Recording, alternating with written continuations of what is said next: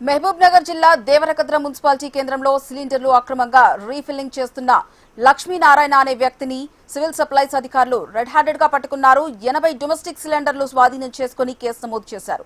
దేవరకద్రలో అక్రమంగా డొమెస్టిక్ సిలిండర్లు వాడుతున్న హోటళ్లు, దాబాల్లో తనిఖీలు చేశారు.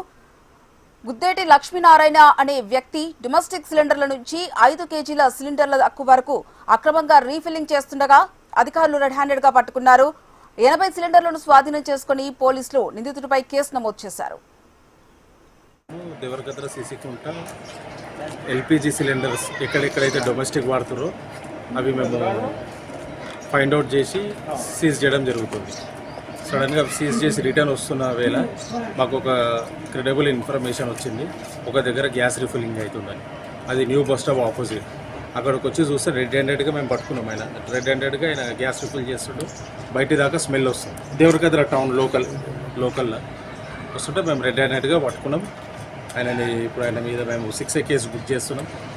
తదుపరి చర్యలు ఏమైనా ఉంటే మేము మా హైయర్ అథారిటీస్తో మాట్లాడి తెలియజేస్తాం. వేరే ఏరియా కలిపి ఈ ఒక్క దగ్గర 80+ మేము చేస్తాం. అదే ఆయన మిషనరీ ఉంది సీజ్ మేము రెడ్ హ్యాండెడ్గా పట్టుకున్నాం. ఆయన రెడ్ హ్యాండెడ్గా పట్టుకున్నాం. అన్నీ మేము సీజ్ చేస్తాం. రెడ్ హ్యాండెడ్గా పట్టుకున్నాం ఆయన చేసే టైంలో. అతని పేరు లక్ష్మీనారాయణ.